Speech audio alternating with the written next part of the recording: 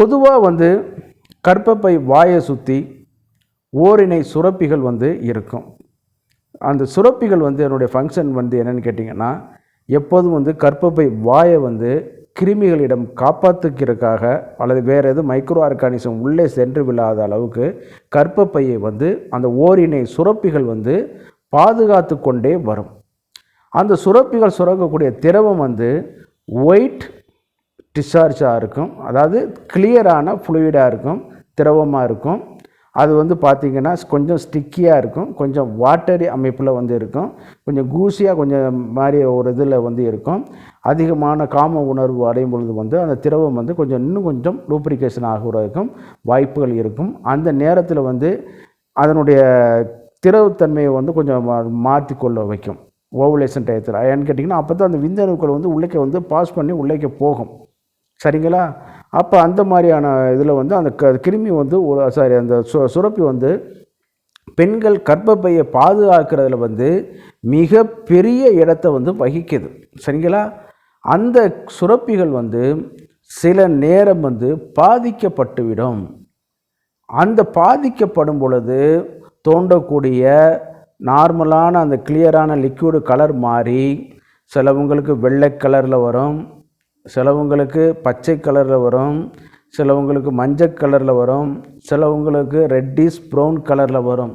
இது எல்லாமே வந்து பார்த்திங்கன்னா நோயோட கிருமிகளோட தன்மைக்கு ஏற்ற மாதிரி இருக்கும். அந்த நேரத்திலேயும் அதனுடைய ஸ்மெல்லு வந்து மாற்றி காணப்படும். இது வந்து பார்த்திங்கன்னு கேட்டிங்கன்னா ஒரு அபாயகரமான ஒரு அறிவிப்பாகத்தான் இருந்துகிட்ருக்கும். இதனால் வந்து சில நேரம் பாதிப்பும் தோன்ற வைக்கும். அதனுடைய அறிகுறிகள் என்னென்னங்கிறது நான் சொல்கிறேன். சில நேரம் வந்து அட்ரோஃபிக் சேஞ்சஸ் உள்ளேக்கு வந்து நடக்கும். கர்ப்பப்பையோட வாயிலையும் சரி சோற்றுலேயும் சரி சில நேரம் வந்து இந்த மாதிரி கட்டிகள் நாளைக்கு கூட சேஞ்சஸ்கள் நடக்கிறதுனால வந்து என்னன்னு கேட்டிங்கன்னா இந்த வெள்ளைப்படுதல் வந்து இயற்கையாக கூட உண்டு பண்ணி கொடுக்க வைக்கலாம். சில நேரம் வந்து ஹார்மோனல் இம்பேலன்ஸு, அதே நேரில் வந்து ஹார்மோனல் இம்பேலன்ஸு, அது சில நேரம் வந்து என்னன்னு கேட்டிங்கன்னா இன்ஃபெக்ஷன் ஸ்டேட்டஸு, மாத்திரை மருந்துகள் அதிகமான இது எடுக்கிறது, நீண்ட தூர பயணங்கள், இதனால் வந்து என்னன்னு கேட்டிங்கன்னா நம்ம நினச்சிட்ருப்போம் சூடுனால் வருதுன்னு சொல்லியிருப்போம். அது தவறு. இந்த மாதிரியான இதுகளில் வந்து பொழுது பாத்ரூம் இது மல்டி காமன் டாய்லெட்டோ இந்த மாதிரியான இதுகளில் வந்து நம்ம யூஸ் பண்ணும் பொழுது என்னன்னு கேட்டிங்கன்னா அந்த கிருமி வந்து உள்ளே போய் அவங்கள வந்து இந்த மாதிரி பாதிப்பு வந்து உள்ளாக ஆரம்பிச்சிடும். போதுமான அளவு தண்ணீர் குடிக்காமல் இருப்பது, சரிங்களா?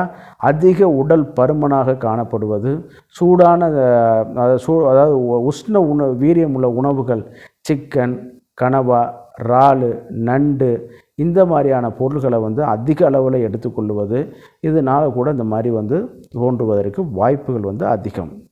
சரி, இப்போ இதனுடைய கிளாசிஃபிகேஷன் வந்து பார்ப்போம்.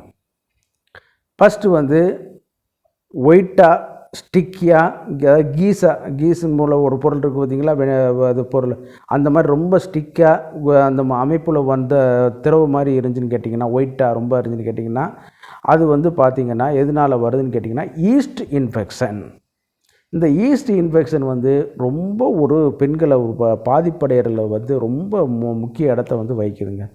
இது வந்து பார்த்திங்கன்னா உடலில் வந்து சர்க்கரை நோய் மாறுறதுனால வரும், சர்க்கரையோட அளவு வித்தியாசம் மாறுறதுனால வரும், பப்ளிக் டாய்லெட்டு, காமன் டாய்லெட்டு, பால்வினை நோய்கள் உள்ள ஒரு முக்கியமான அறிகுறியாக கூட அது வந்து இருக்கிறனால வந்து இந்த ஒயிட்டாக வர்றதை வந்து ரொம்ப கவனமாக எடுத்து நீங்கள் உடனடியாக போய் பார்த்துக்கிறணும்.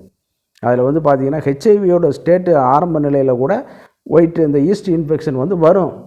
அன்றைக்கி போய் நம்ம கவனித்து பார்க்குறக்காட்டி ஆரம்பத்திலே இருந்துச்சுன்னா நம்ம அதுக்கு தகுந்த மாதிரி இந்த மாதிரி ஒரு இல்லீகல் திருமணம் தாங்கிட்டே ஒரு உறவில் இருந்துட்டோம், அது மாதிரி நம்மளுக்கு வந்துருக்குன்னு கேட்டிங்கன்னா இந்த மாதிரி இருந்துச்சுன்னா உடனடியாக நீங்கள் செக்கப் பண்ணிடுங்க.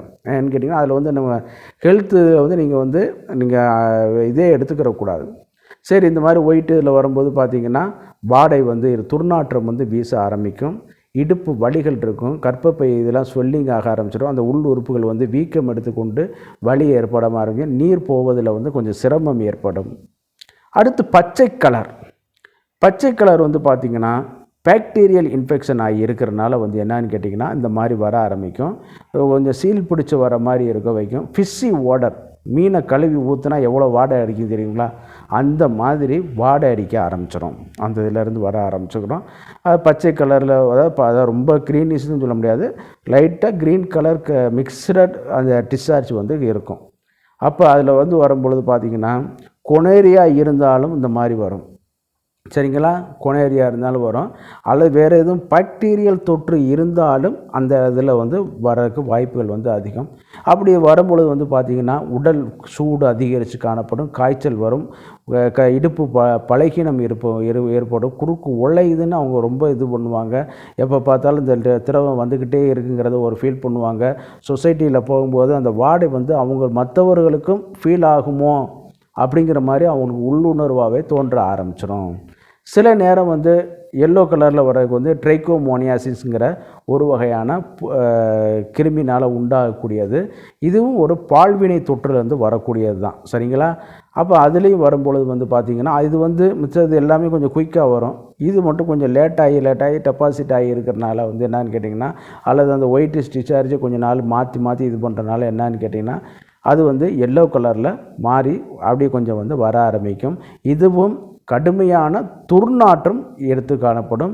இடுப்பு எலும்புகளில் வலி காணப்படும். உள்ளுறுப்புகள் கர்ப்பப்பை, யோனி, வெஜைனா, அந்த மாதிரி கர்ப்பப்பை, வாய், இதுகள்லாம் வந்து ஒரு ஸ்வெல்லிங் காணப்பட்டு ஒரு ரெட்னஸாக காணப்பட ஆரம்பிக்கும்.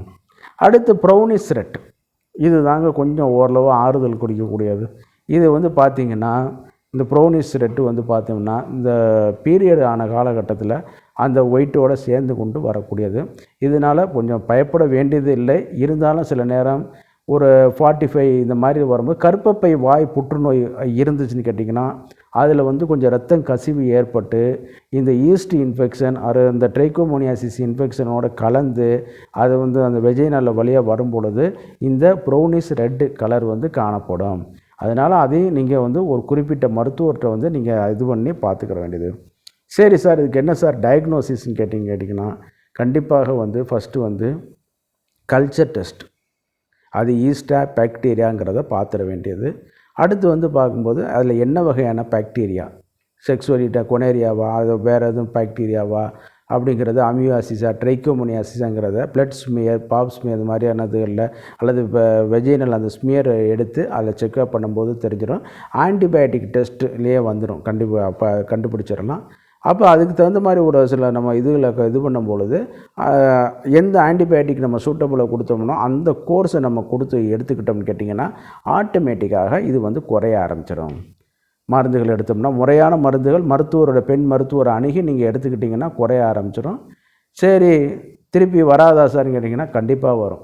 மறுபடிக்கும் பயணம் போகிற மாதிரி ஒரு சூழ்நிலை, பப்ளிக் டாய்லெட்டை யூஸ் பண்ணக்கூடிய ஒரு சூழ்நிலை, பெர்சனல் ஹைஜீனிக்கு அந்த இன்னர் வியரை வந்து துவைச்சி போடாமல் இருக்கிறது ஒரு அடுத்தவர்களுடைய இன்னர் வியரை மாற்றி போடக்கூடியது, இதெல்லாம் நடக்கும்.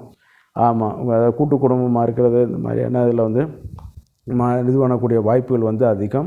அதே நேரத்தில் வந்து தண்ணீர் குடிக்காமல் இருப்பது, அதிக உஷ்ணத்தை கொடுக்கக்கூடிய உஷ்ணவீரியமான உணவுகளை எடுத்துக்கொள்வது, இதனால் கூட இது வந்து திருப்பி வருவதற்கு வாய்ப்புகள் அதிகம். ஒரு தடவை வந்துருச்சுன்னா திருப்பி அதே கிருமி தான் வருங்கிறது கிடையாது. வேறு எதுவும் வாய்ப்புகள் வந்து அது சந்தர்ப்பவாத தொற்றுக்களும் அதிகரித்து காணப்படும். அதனால் வந்து நீங்கள் வந்து கூடுமான வரைக்கும் அரசு பதிவு பெற்ற அரசு மருத்துவமனையில் உள்ள மருத்துவர்களை நீங்கள் அணுகி அதற்கான தீர்வுகளை வந்து நீங்கள் இது பண்ணிக்கலாம். பெண் மருத்துவர்களை கைனகாலஜிஸ்ட் இப்போலாம் வந்து பார்த்திங்கன்னா தாலுகா அளவுக்கு எல்லா மருத்துவமனைக்கும் ஒரு இது பண்ணுற அளவுக்கு அரசாங்கம் வந்து ஏற்பாடு பண்ணியிருக்காங்க. நீங்கள் அவங்கள வந்து கன்சல்ட் பண்ணிவிட்டு உரிய சிகிச்சையை வந்து எடுத்துக்கொள்ளலாம். அரசு பதிவு பெற்ற அரசு மருத்துவமனைகளில் இருக்கக்கூடிய சித்த ஆயுர்வேத மருத்துவர்கள் கொடுக்கக்கூடிய சதாவரி லேகியம், வெண்பூசணி லேகியம், இது எல்லாம் வந்து பார்த்திங்கன்னா அதே மாதிரி சோற்று கற்றாழை லேகியம், குமரி லேகியம்னு சொல்லுவோம். இது எல்லாமே வந்து இந்த சூட்டு பிரச்சனைகளை இது வந்து குறைக்கக்கூடியது.